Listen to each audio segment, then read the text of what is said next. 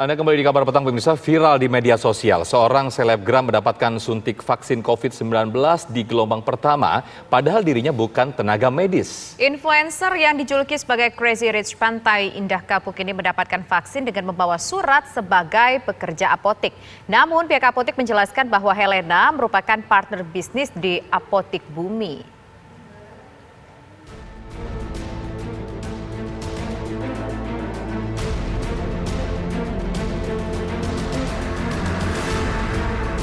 Apotek Bumi yang terletak di Green Garden Kebonjeruk, Jakarta Barat inilah yang merekomendasikan selebgram dan influencer yang dikenal sebagai Crazy Rich Pantai Indah Kapuk, Helena Lim, mendapatkan vaksin gratis Sinovac.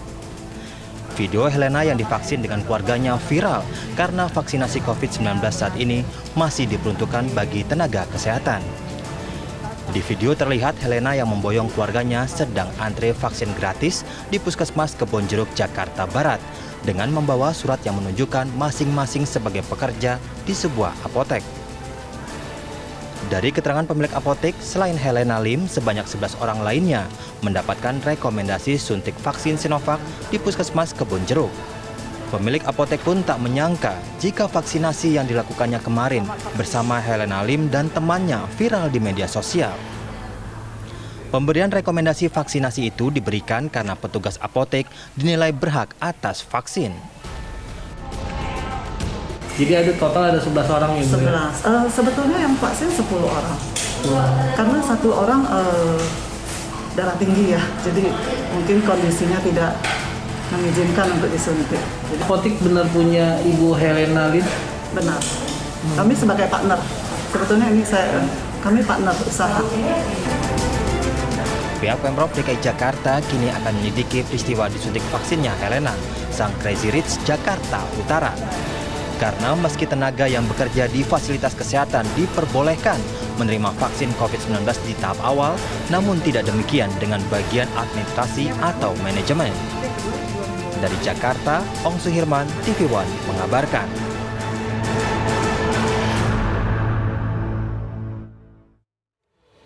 Ya, sosok Crazy Rich Jakarta Utara yang menerima suntik vaksin COVID-19 di Puskesmas Kebonjeruk, Jakarta Barat ini ramai diperbincangkan.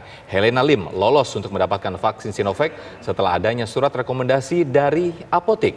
Pihak apotek menjelaskan Helena merupakan partner bisnis di apotek tersebut. Sebelumnya pemirsa, lewat Instagramnya, Helena mengaku mendapatkan vaksin COVID-19 bersama suami, anak perempuan, dan juga adiknya. Bagaimana sebenarnya aturan penerima vaksin COVID-19 ini pemirsa? Untuk membahasnya telah bergabung bersama kami Wakil Gubernur DKI Jakarta Ahmad Riza Patria dan juga pakar kesehatan yaitu ada Dr. Arif Fahrial Syam. Assalamualaikum, selamat sore Bapak-Bapak. Selamat sore. Waalaikumsalam. Mas Sofyan dan pemirsa. Baik, pertama saya ingin ke Pak Wagub terlebih dahulu. Pak Wagub, kalau kita lihat ini kan ada seorang katakanlah selebgram yang mendapatkan kesempatan vaksin yang bukan sebetulnya haknya untuk saat ini. Bagaimana Anda melihat persoalan ini? Apakah merasa kecolongan mungkin atau bagaimana? Yang pertama saya ingin sampaikan ketentuan peraturan siapa saja yang berhak menerima vaksin sesuai dengan peraturan pemerintah melalui Kementerian Kesehatan dan juga Dirjen ya. Di sini dijelaskan bahwa sesuai dengan ketentuan Peraturan Menteri Kesehatan Nomor 84 Tahun 2020 tentang pelaksanaan vaksin dalam rangka penanggulangan COVID, itu yang berhak diantaranya sasaran vaksin adalah tenaga kesehatan, asisten tenaga kesehatan, tenaga penunjang yang bekerja pada fasilitas pelayanan kesehatan, TNI, Polri, aparat hukum, dan petugas pelayanan publik. Nah, kemudian di dalam Dirjen P2P juga dijelaskan tenaga kesehatan, asisten, dan lain-lain seperti tadi. Kemudian di aturan PP nomor 47 tahun 2016 dijelaskan juga bahwa apotik adalah salah satu jenis fasilitas pelayanan kesehatan. Artinya apotik termasuk salah satu jenis fasilitas pelayanan kesehatan. Jadi yang pertama ingin kami jelaskan bahwa sesuai peraturan pemerintah, Menteri Kesehatan, Dirjen, dan lain-lain dimungkinkan ya orang yang bekerja di lingkungan apotik mendapatkan vaksin. Itu dulu. Yang kedua adalah petugas kami ya sesuai dengan peraturan pemerintah sebelumnya awalnya yang kami layani adalah siapa saja petugas kesehatan yang telah menerima SMS blast dari pihak kesehatan. Namun belakangan karena adanya sedikit permasalahan terkait koordinasi integrasi, akhirnya ada ketentuan bahwa Dinas Kesehatan kami dari pemerintah pusat kesehatan diminta untuk bisa memberikan kesempatan sesuai dengan peraturan dan ketentuan. Jadi karena mengantri yang belum mendapatkan SMS, jadi diberi kesempatan untuk proaktif dari kami maupun petugas kesehatan dimungkinkan untuk proaktif untuk mendapatkan vaksin. Yang ketiga yang ingin kami sampaikan juga, atas dasar itu memang banyak sekali tenaga kesehatan yang kemudian melakukan proaktif. Di antaranya adalah yang dari apotik. Apakah dimungkinkan? Dimungkinkan dan diperbolehkan sesuai dengan peraturan. Yang jadi masalah adalah ketika yang bersangkutan membawa surat keterangan dari apotik tersebut bahwa yang bersangkutan adalah petugas, adalah bekerja di situ. Petugas kami di tingkat ke puskesmas memberikan pelayanan sebagaimana peraturan dan ketentuan yang ada. Ya. Nah masalahnya sekarang adalah sederhana saja, apakah yang bersangkutan betul-betul sebagai pekerja di apotik tersebut. Nah itu nanti sedang kami kaji, sedang kami periksa. Dari pihak kami, inspektorat juga memeriksa ke Sudin, ke Dinkes dan lain sebagainya. Bahkan ada informasi dari pihak kepolisian juga mulai mengecek ya ke apotik tersebut, apakah pemilik apotik tersebut menyalahgunakan ya kan kewenangannya dengan cara memberikan surat keterangan kepada orang yang tidak berhak. Nah, jadi ini bukan lagi di ranah kami di Pemprov maupun di Dinkes. Tugas kami sebagai Pemprov DKI Jakarta dan Dinas Kesehatan maupun Sudin Puskesmas sudah melaksanakan tugasnya sesuai dengan peraturan dan ketentuan dan juga sudah menerima surat keterangan, bahkan kami konfirmasi kepada apotik betul dibenarkan bahwa yang bersangkutan bekerja di situ, sudah selesai tugas kami. Kalau kemudian nanti ternyata yang bersangkutan tidak sesuai dengan surat keterangan dan keterangan diberikan, saya kira ini ranahnya sudah masuk wilayah kepolisian ya. Jadi biarlah nanti pihak kepolisian yang akan mengusut apakah yang bersangkutan memanipulasi data atau pihak apotik yang memanipulasi data, itu biarlah pihak kepolisian nanti akan mengecek. Dari pihak kami akan melakukan pengecekan apakah ada kesalahan dari petugas kami, itu sedang kami cek dan kami periksa. Sejauh yang kami tahu, petugas kami sudah melaksanakan sesuai dengan kewenangan dan tanggung jawabnya. Ya Pak Wagub, saya ke Prof. Ari. Prof. Ari, seperti yang tadi dijelaskan Pak Wagub, Bang Riza Patria, bahwa kriteria yang tadi disebutkan dalam hal ini Ibu Helena Lim dan keluarga sepertinya tidak termasuk dalam pelayanan kesehatan, meskipun tadi disampaikan oleh pihak apotik ini hanya mitra. Anda memandangnya bagaimana Prof? Dijawab nanti, kita akan jeda terlebih dahulu, tetaplah bersama kami di Kabar Petang. Baik, kita kembali ke Dialog Kabar Petang, pemirsa. Saya ke Prof. Ari, seperti yang pertanyaan saya tadi, Prof. Ari, seperti yang disebutkan Bang Riza tadi, Ibu Helena ini sepertinya tidak termasuk dalam sejumlah kriteria yang mendapatkan vaksin. Bagaimana, Prof? Ya, saya setuju ya apa yang disampaikan oleh Bang Riza tadi. Memang terus terang ada beberapa teman media juga menanyakan saya mengenai hal ini. Saya bilang, saya kan tahu proses yang ada di puskesmas ya, artinya bahwa meja 1 itu adalah meja untuk registrasi. Di situ nanti petugas akan melihat apakah memang orang ini memenuhi syarat atau tidak. Jadi saya bilang tadi, kalau ini memang jelas tadi seperti prosedur, ada surat pengantar dari apotik bahwa ini memang orang yang bekerja di apotik, saya rasa, dan kemudian menunjukkan KTP, apa yang ada di surat keterangan tersebut dengan KTP itu benar, berarti kan dia lolos.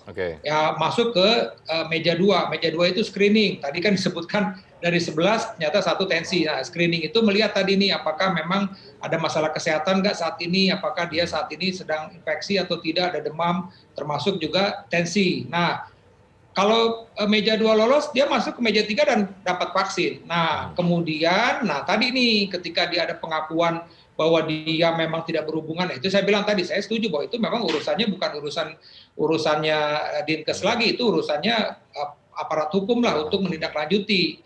Karena sekali lagi memang sudah jelas, saya rasa di berbagai kesempatan ya pemerintah, kemudian juga wawancara di TV One ini kan selalu disampaikan bahwa yang mendapat kesempatan pertama ini adalah nakes atau semua yang berada di dalam pelayanan kesehatan. Nah, pelayanan kesehatan itu bukan saja pelayanan kesehatan pemerintah, termasuk juga pelayanan kesehatan swasta, termasuk juga apotik-apotik tadi. Nah, betul memang ini terus terang saja kan di awal-awal, pada saat di awal itu memang kita ada permasalahan registrasi, ya sehingga ya saya juga termasuk saat itu yang menyampaikanlah kepada Kementerian Kesehatan, ini ada problem, kalau seperti ini kita tidak bisa nih cepat untuk mencapai target yang diharapkan, nakes untuk segera di akhirnya oke, diputuskan, ya tadi modelnya, jadi modelnya hanya dia ingin dapat surat keterangan, kemudian tunjukkan KTP, itu sudah bisa jalan. Kalau dulu memang registrasi itu agak rumit, arti kata begini, kalau sebenarnya sistem itu bagus, itu memang bisa, tapi kenyataannya ternyata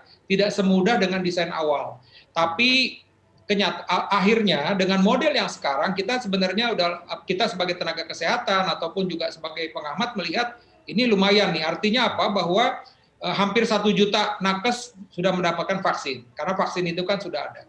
Sebenarnya sejatinya kan memang targetnya itu kan 180 juta orang, jadi semua itu sebenarnya akan dapat gitu loh, sesuai dengan pemerintah ini. Cuman tadi memang ada yang tidak sabaran karena kan diprioritaskan dulu. Kami ini yang tiap hari bertemu dengan pasien, kami ini yang beresiko periksa pasien, langsung ngobrol, ketemu dengan orang-orang, pasien-pasien yang kita juga tidak jelas nih, oke kalau misalnya dia memang bekerja di COVID, isolasi udah jelas, tapi kalau seperti kami yang memang kebetulan ada di pelayanan yang tidak bertemu langsung dengan pasien COVID, tapi pasien, kan kita tidak tahu, jangan-jangan tadi ternyata OTG segala macam. Jadi benar tadi yang diutamakan adalah para nakes dan juga tadi benar, saya setuju juga memang betul, termasuk orang-orang yang di apotik tadi yang bertemu dengan masyarakat ketika dia mendapatkan obat, karena kan apotik itu kan bahagian dari pelayanan kesehatan karena dia memberikan obat sesuai dengan resep dokter misalnya seperti itu. Oke, Prof. Ari. Nah, sekarang kita ingin ke Pak Wagub terlebih dahulu. Kita sepakatlah, pasti namanya tenaga kesehatan itu harus menjadi prioritas karena resikonya besar sekali, rentan sekali begitu Pak Riza.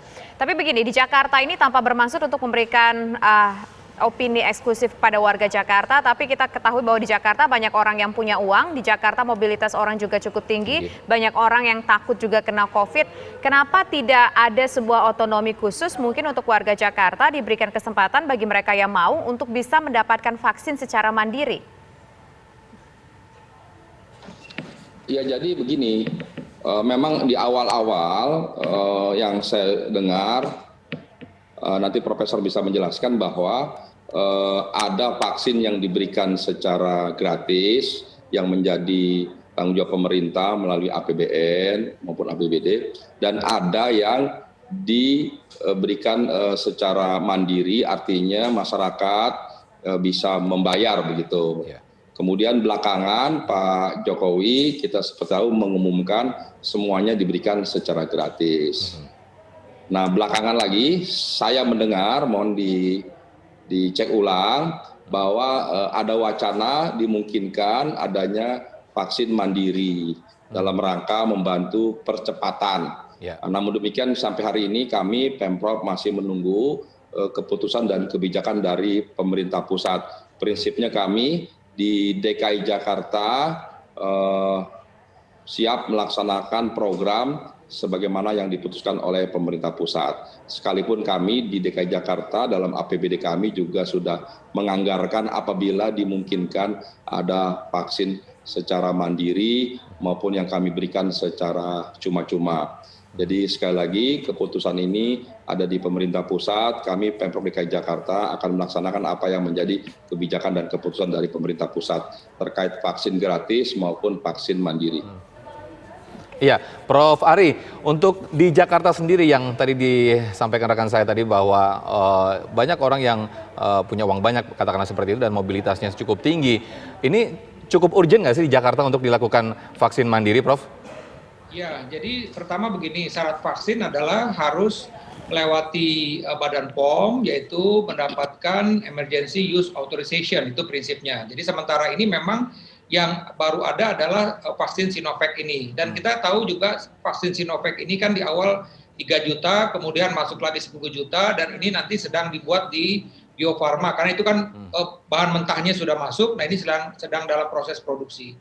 Nah, kalau ini jadi gini, jadi kita bicara soal memang mengejar herd immunity yang 70% ini. Mungkin teman-teman juga media atau masyarakat juga mengetahui ini kan beredar informasi dari satu media asing bahwa kalau dengan kondisi seperti begini Indonesia baru 10 tahun lagi mencapai vaksinasi yang diharapkan. Nah, itu sebenarnya buat kita, kalau buat kami itu kritikan. Artinya apa? Bahwa memang kita harus melakukan percepatan.